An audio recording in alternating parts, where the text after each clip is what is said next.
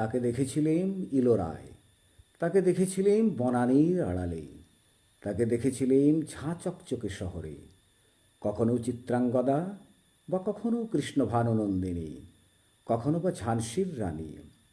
তার কণ্ঠে ছিল সুর, রাতুল দুখানি পায়ে ছিল পারিজাতের নূপুর, অপূর্ব তর্জনী আর মধ্যমা, অনামিকা আর কনিষ্ঠাতে মনোরম মুদ্রা, উশ্রীর জলপ্রপাত হৃদয়ে সরস্বতীর অধিষ্ঠান।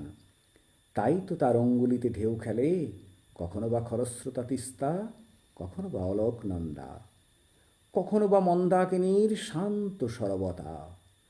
অবগাহনের স্বাদ পূর্ণ না হোক, অনতিদূর বেলাভূমি বা সবুজ প্রান্তর থেকে বুক ভরে নিয়ে তার নূপুরের ধ্বনি।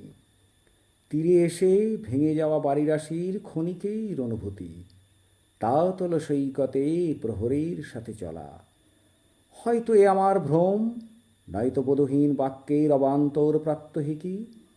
তাকে তবু দেখা যায় পূব আকাশে উজ্জ্বল তারার মতো আলোকবর্তিকা হাতে। কখনো বা অলস দুপুরে বা ঝিঝি ঢাকা সন্ধ্যায় উপলব্ধি হয় তার সৌন্দর্যের দ্যৌতি। ইলিউশনের প্রবল উত্তাপে চৈতন্যের চেতনা জন্ম নেবে কোনো এক পরে। না দেখা ঈশ্বরের কাছে বকলমা দেওয়া দূত পাঠিয়ে বলি, কোনো এক জীবনে আমাকে করে দিও নদীর কুলুকুলু ধ্বনি বা নিস্তব্ধ বনানী।